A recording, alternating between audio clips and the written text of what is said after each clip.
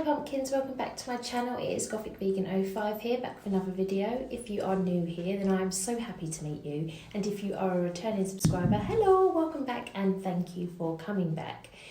Today's video is a Q&A, so grab yourselves a cuppa and let's get on with the questions.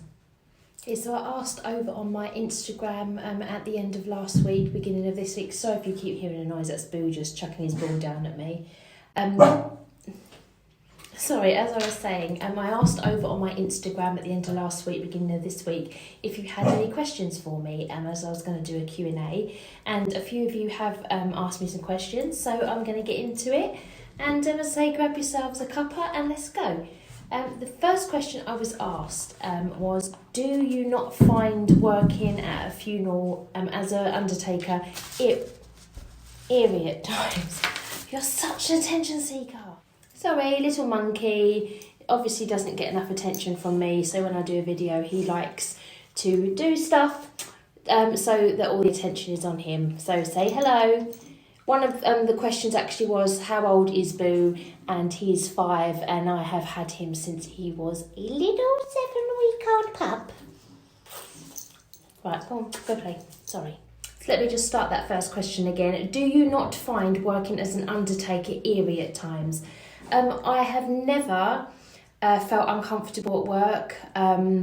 It's never really been eerie. There is certain things that I have heard while I've been here that I can't explain. I mean, personally, I feel that my residents here are playing me up. But that's a whole other video. But no, I don't find it eerie. If anything, I find it very calming being here.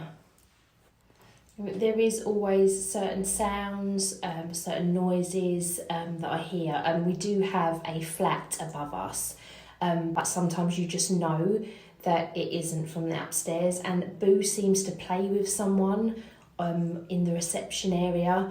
I've seen him waiting there, wagging his tail, looking up at nothing. So I do sometimes think that sometimes somebody may be here playing with him, but I never get an uncomfortable feeling. I don't ever get that eerie feeling. As I say, I find it very, very calming being here.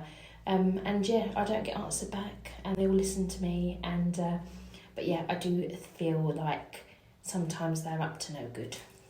So the next question I've been asked is, how long have you been a funeral director and how did you get into it?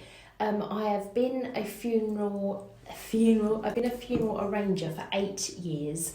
I've been a funeral director for 7. I worked as an arranger in our barming office in Maidstone for the first few months of my employment, and then I was moved into Medway, I think because I wasn't posh enough for our Maidstone branches. I've been an arranger for 8 years and a funeral director for 7, which trained on the job. I didn't have to have any special training. I learned on the job. I've always wanted to be in the funeral industry ever since I was 10 years old, and I watched the film My Girl with Jamie Lee Curtis doing the makeup in the funeral home, and I said to my mum when I was 10, I want to do that when I'm older. I do hair and makeup and dressing sometimes at work, but obviously I don't do any of the embalming hygienic treatment, and I'm not trained to do that, so I don't do that. We do go by the NAFD Code of Practice, and I am next year going for my National Association for Funeral Directors diploma. I did try once before in the arranging diploma, the DIP FA, but I failed on some stupid things, so I'm going to retake that next year, so I'm qualified funeral arranger, and then I'll move on to the directing part. But yeah, I got into it. I was stuck in traffic with my best friend and we saw this place, the Walderslade office, and she said, put your CV in there, and that's what I did. I did work in catering for 15 years and I lost my job, and I thought, that's it. I'm not going to waste my time on working somewhere that I'm not happy. I absolutely hated working for the catering industry because people are rude. So yeah, I thought I was unemployed for 9 months and I had to sign on, and I hated every moment of not working, and I put my CV in about 20 funeral homes, and I did have an interview for the co-op, but I didn't turn up to that one. Well, I said I couldn't make that one because this place asked me for an interview. I had my interview 2 weeks later. I was called back for a second interview, and then I was called that day to say that I had the job, and I was so happy. I cried when my then manager Matthew phoned me up to tell me that I had the job. So yeah, so long-winded. I've been a funeral director for 7 years. Okay, so the next question I got asked was, what first got you into all Gothic things? I think I would call myself darkly inclined. From a very young age, I've had an appreciation for the darker things in life. I've always loved cemeteries and graveyards, headstones. When I used to have arguments with my mum or anyone, I used to run away to the cemetery and just sit there. Cemeteries attract a lot of different types of birds because of the trees that they put in there. And there was always lots of crows or ravens in cemeteries, and I used to just love sitting there listening to them squawking away. I love the clothes. I do dress in black a lot. Music wise, I think people do say you can't be a true goth if you don't like the gothic, like goth music, goth bands.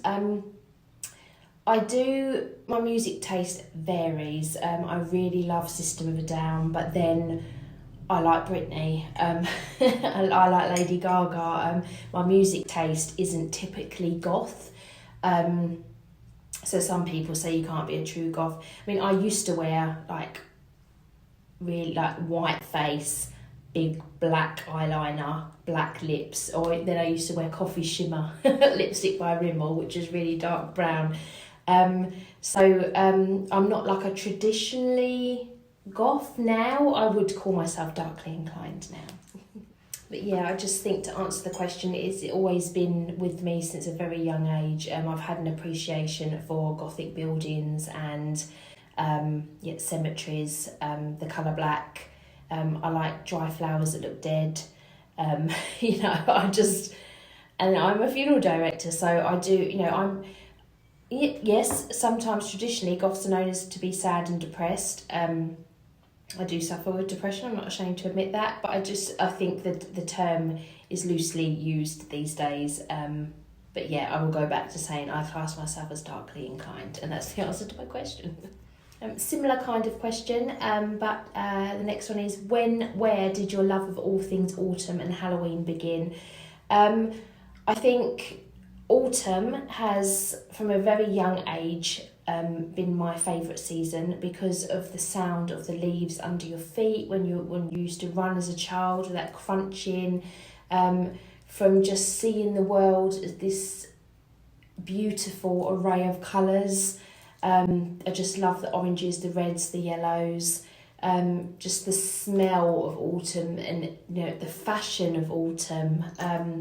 It is the most wonderful time of the year, and of course autumn is when Halloween is here. From a young age I've always liked horror films, and the first horror film I ever saw when I was at my nan and granddad's was Nightmare on Elm Street with Johnny Depp, the very first one. And I think I must have only been about 9 or 10. I know I wasn't in it was before my early teens. So I remember hiding behind the cushion, but I do remember that is where my love of horror films started. It stems from childhood. When other kids like playing in the snow, I like playing in the leaves. I used to love just chucking them up in the air, them falling all over me, and then stamping on them and hearing that crunchy noise. It's from a very young age. A very quick, easy one. What star sign are you? My birthday is February the 2nd, so I am an Aquarius. Next question is, how many tattoos do you have and do you plan on having any more? At the moment, I am up to 24 tattoos. I was due to have another one. I had one booked for the end of November, but because of the lockdown, that's had to be postponed. So I will have 25, but always planning on having more. I obviously have to be very careful where I have them, due to my work, but as long as I've got them covered up, my boss doesn't mind because he doesn't really know how many I have. When I first started here 8 years ago, I didn't have a single tattoo. And then 8 years on, I now have 24 and more to come. Okay, and then I already answered the one about how old Boo was, and the last question is another Boo related question. In what breed of dog is Mr. Boo Boo? Boo is a Shih Tzu cross Yorkshire Terrier, but then he has a little bit of poodle in him as well, because his mum is a Yorkie cross Shih Tzu and his dad is a Shih Tzu cross poodle. So, but he has a lot of Yorkie in him. He barks so much. And he doesn't listen to me, but yeah, I wouldn't have him any other way. But yeah, I would say he's more Shih Tzu crossed with Yorkie. And thank you very much to everybody that asked me my questions on Instagram.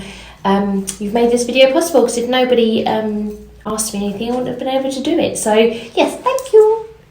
So I think that's going to go ahead and conclude this Q&A video. If you did want a part 2, please let me know down in the comments. If you enjoyed this video, please give it a thumbs up for me. It would be greatly appreciated. And think about maybe hitting that subscribe button if you are new here. I do try to upload twice a week on a Tuesday and a Friday. So yeah, thank you very much for listening. Thank you very much for watching, and I will see you Tuesday for another video. In the meantime, please take care of yourselves and each other. I love you so much, and I will see you soon. Love you. Bye.